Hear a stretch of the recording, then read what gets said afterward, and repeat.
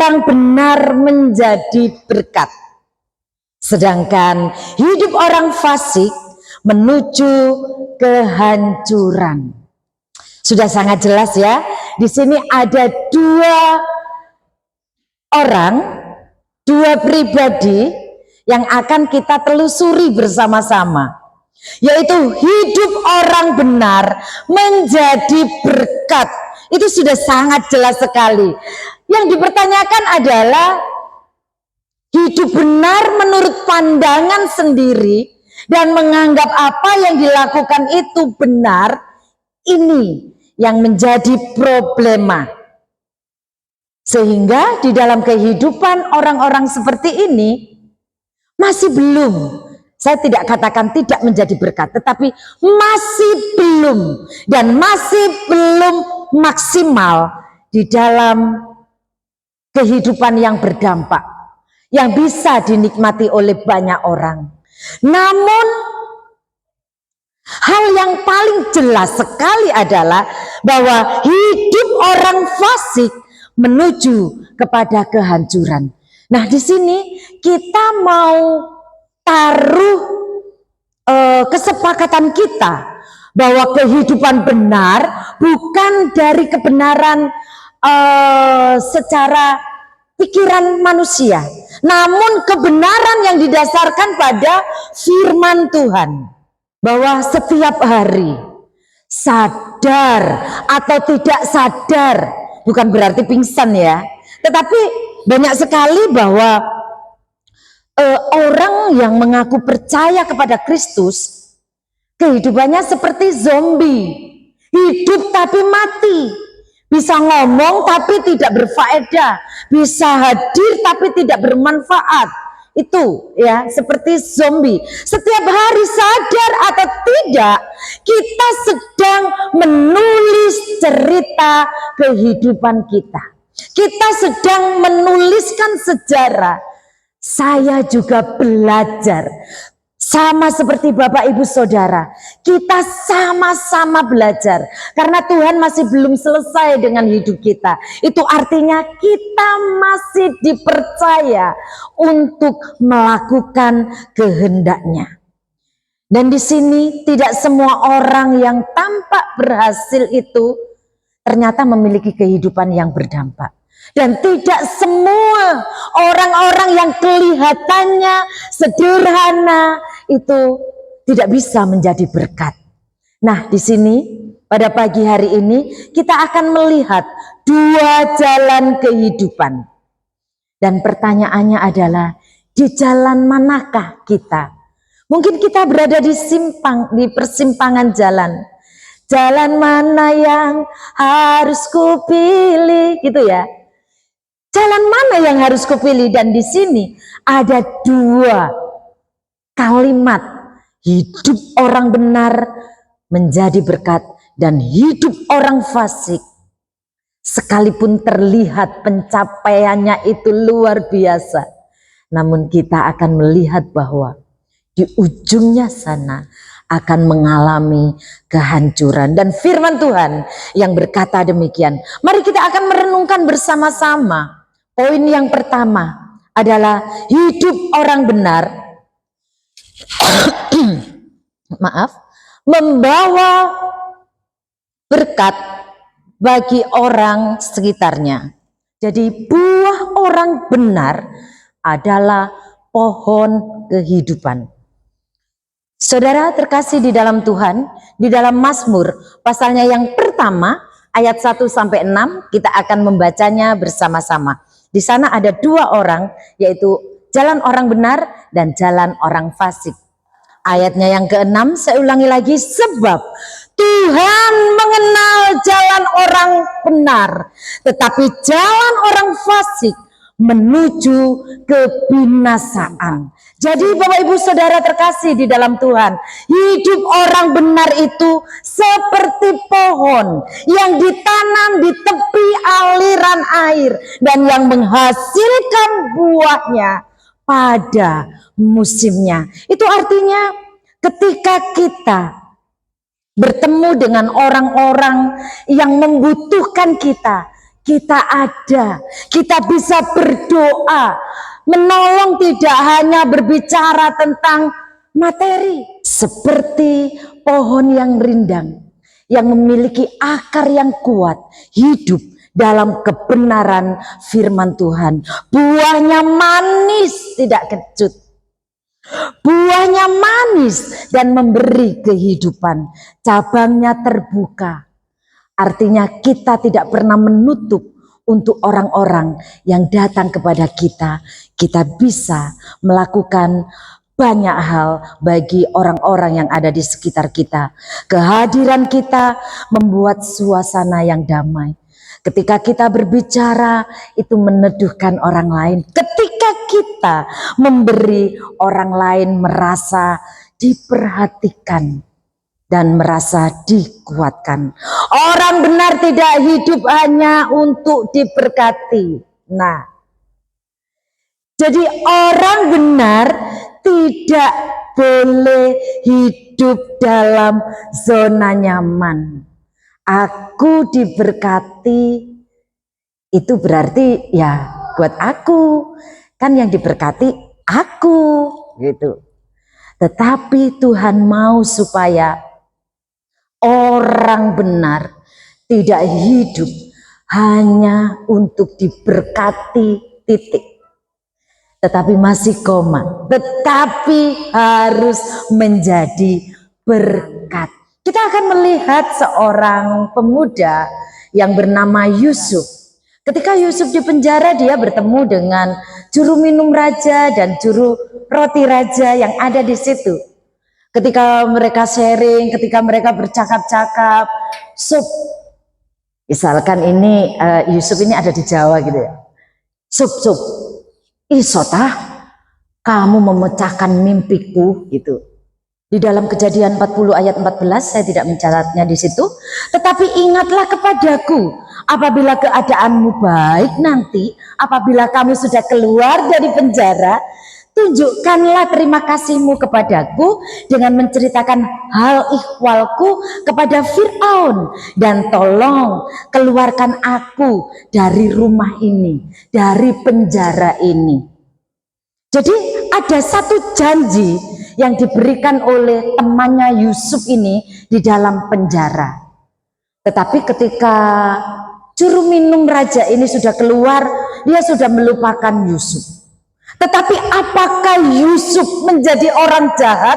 Tidak, dia tetap hidup benar sekalipun berada dalam penjara, sekalipun temannya yang sudah ditolongnya itu melupakannya. Mungkin Yusuf juga menyanyi demikian, janji-janji tinggal janji, mungkin seperti itu. Ya wis, gak apa-apa lah, manusiawi, cuma nyanyi aja. Tetapi Yusuf tetap memiliki hidup benar. Yusuf menantikan hal yang sudah dijanjikan oleh Allah bahwa dia akan menjadi berkat bagi banyak orang. Dan Yusuf di sini ketika mempertahankan kebenaran itu, mulai dari dimasukkan sumur, dijual, difitnah, dimasukkan penjara, Yusuf tetap memiliki kehidupan yang kokoh di dalam Tuhan dan mempercayai bahwa Tuhan pasti akan memberikan jalan keluar dan memberi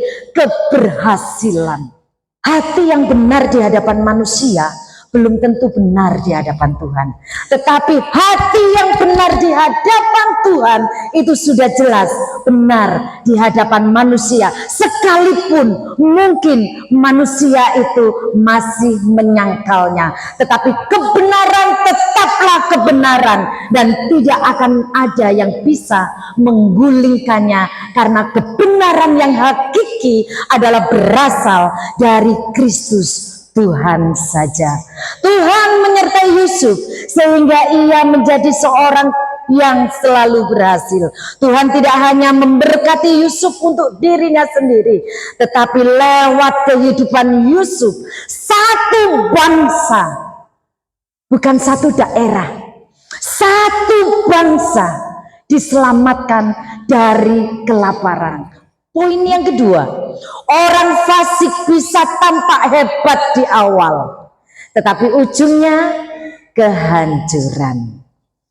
Saya memberi gambar seperti rumah yang dibangun di atas pasir.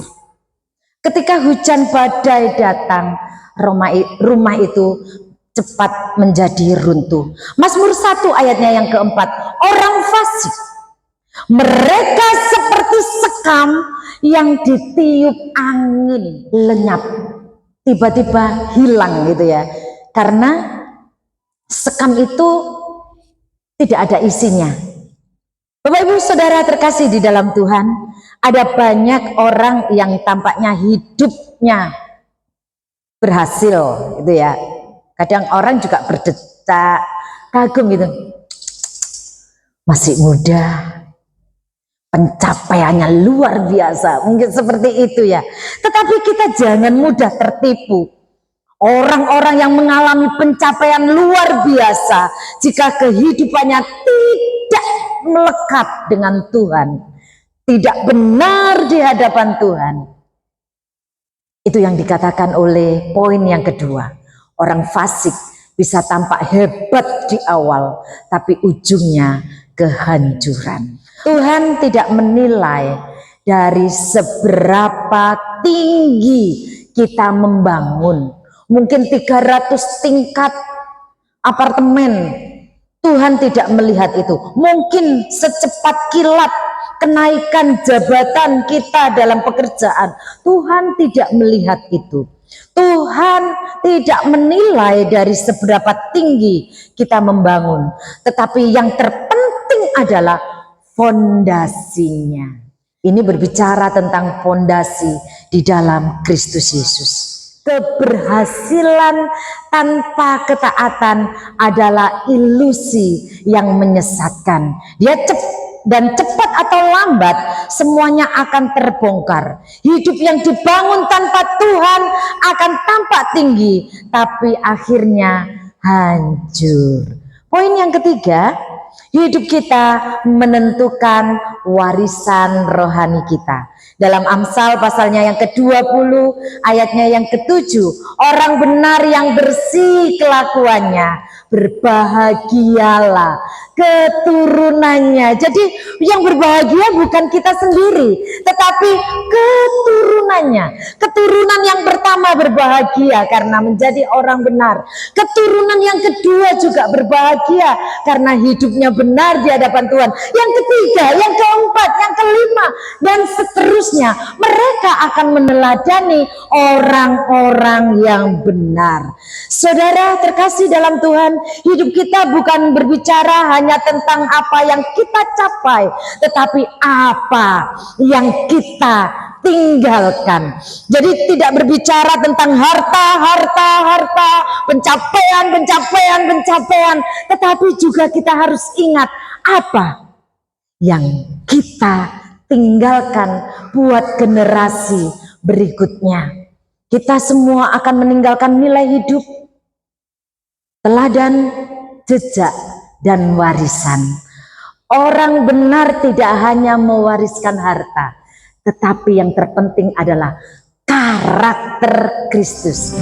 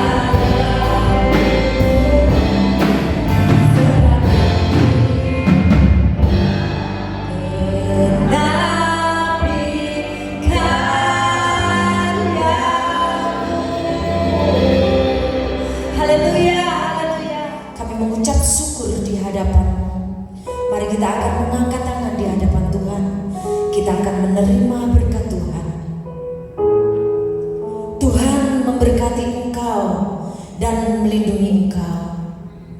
Tuhan menyinari engkau dengan wajah dan memberi engkau kasih karunia.